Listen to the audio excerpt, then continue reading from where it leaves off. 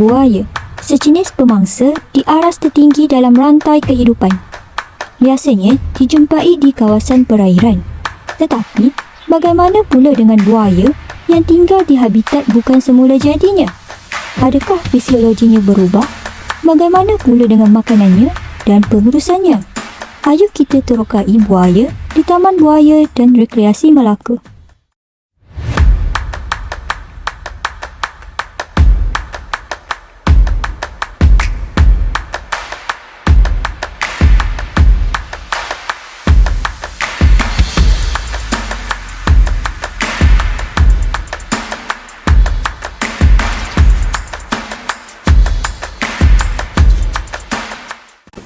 Di Taman Buaya dan Rekreasi Melaka menempatkan 4 spesies buaya, iaitu buaya tembaga, buaya jendulung, buaya siam dan juga buaya kaiman. Perbezaan di antara 4 spesies buaya tersebut termasuklah saiz. Bagi buaya tembaga, saiz buaya boleh mencecah sehingga 23 kaki, dan manakala bagi buaya jendulung, dia mempunyai muncung yang berbentuk tirus dan panjang yang boleh dikenal pasti, dan juga saiz badan buaya tersebut adalah sedikit kecil berbanding buaya tembaga.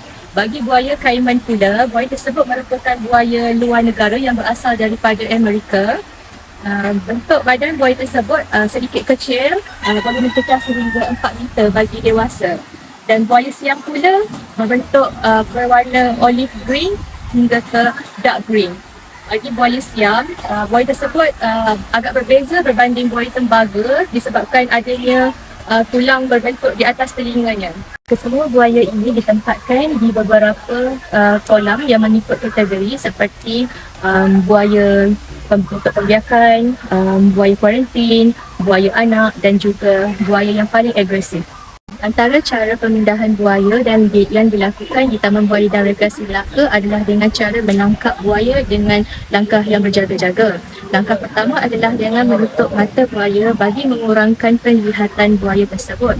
Yang kedua adalah dengan mengikat keempat-empat kaki buaya tersebut dengan menggunakan tali yang kukuh bagi mengelakkan buaya tersebut meronta.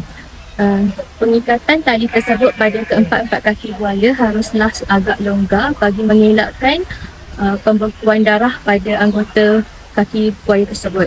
Penangkapan dan pemindahan buaya tersebut perlu dilakukan dalam masa kurang daripada 2 jam bagi mengelakkan tisu dan juga anggota buaya tersebut rosak.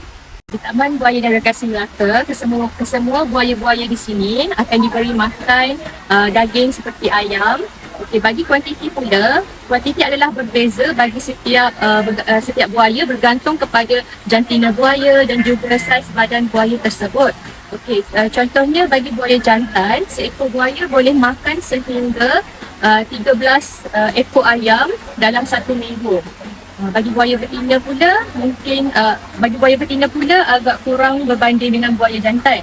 Okey, untuk waktu pemberian makan buaya di Taman Buaya Rekreasi Melaka, waktu pemberian makan adalah pada waktu pagi dan juga waktu petang. Taman Buaya dan Rekreasi Melaka, rutin pembersihan setiap kandang buaya dilakukan sekurang-kurangnya seminggu sekali. Antara rutin pembersihan kandang buaya tersebut adalah dengan menukar air, membasuh kolam dan juga menyapu daun-daun kering dan juga membaik pulih dan menyusun atur semula arrangement di dalam kolam buaya tersebut. Biasanya, buaya-buaya yang sakit akan menunjukkan tanda-tanda seperti kurang selera makan, tidak bergerak aktif dan juga berlakunya kecederaan akibat pergaduhan di antara individu buaya. Bagi buaya yang sakit, kita akan mengambil langkah dengan mengasingkan buaya yang sakit ini dan memindahkan buaya tersebut ke dalam kolam kuarantin untuk rawatan selanjutnya. Bagi rawatan bagi buaya yang sakit, kita akan rujuk kepada doktor veterina untuk melakukan pemeriksaan lanjut ke atas buaya tersebut. Bagi buaya yang luka pula, kita akan mengambil langkah dengan memberi rawatan awal seperti memberi ubat iodin kepada buaya yang cedera. Antara contoh penyakit yang sering dihadapi oleh buaya-buaya ini adalah seperti pneumonia, bacterial infection, ketumbuhan dan juga jangkitan kuman dalam darah. Tindakan pengasingan dan juga rawatan susulan daripada veterina adalah penting bagi mengelakkan jangkitan kepada buaya lain di dalam kandang yang sama. Buaya yang sakit tidak akan dipamerkan kepada pengunjung. Hal ini adalah untuk menjaga sensitiviti masyarakat terhadap buaya.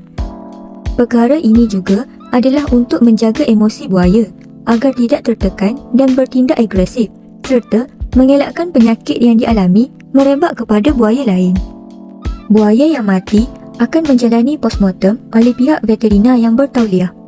Hal ini adalah untuk mengenal pasti punca kematian buaya dan laporan kematian akan diserahkan kepada pihak perkhidmatan bagi tujuan rekod haiwan. Buaya ini akan ditanam di kawasan yang tersembunyi atau lebih dikenali sebagai perkuburan buaya bagi mengelakkan sebarang bau yang tidak menyenangkan kepada pengunjung. Semasa musim mengawan, buaya betina akan bertelur di mana-mana sudut bagi suatu kawasan. Kawasan itu dapat dikenal pasti sebagai kawasan telur dengan keadaannya yang berbukit, disertakan juga timbunan daun-daun kering dan pasir. Setelah bertelur, buaya betina akan menjadi agresif dan kurang makan untuk menjaga telurnya. Secara purata, telur yang dihasilkan adalah sebanyak 80 biji, tetapi kuantiti telur ini turut bergantung kepada saiz buaya betina tersebut. Penjaga buaya akan menarik perhatian buaya agar mereka dapat mengambil telur untuk diinkubasi. Telur yang diambil haruslah dikekalkan kedudukannya untuk mengelakkan kerosakan. Telur itu akan dijaga melalui dua teknik inkubasi. Yang pertama, telur itu diinkubasi bersama air dan yang kedua, telur itu diinkubasi dengan medium inkubasi seperti vermiculite dan perlite. Vermiculite berfungsi untuk mengekalkan kelembapan persekitaran telur, manakala perlite berfungsi untuk menyediakan pengudaraan yang baik kepada telur. Kedua-dua teknik inkubasi ini diaplikasikan di dalam sebuah bilik khas yang bersuhu antara 28 darjah Celsius hingga 32 darjah Celsius dengan pengaliran udara yang lancar dan kelembapan yang sesuai.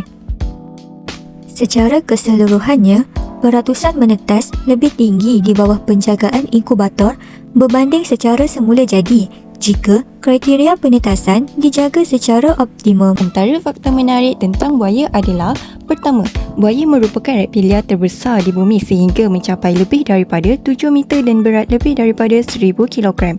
Kedua, buaya mempunyai 4 ruang jantung yang istimewa iaitu 2 atrium dan 2 ventricle.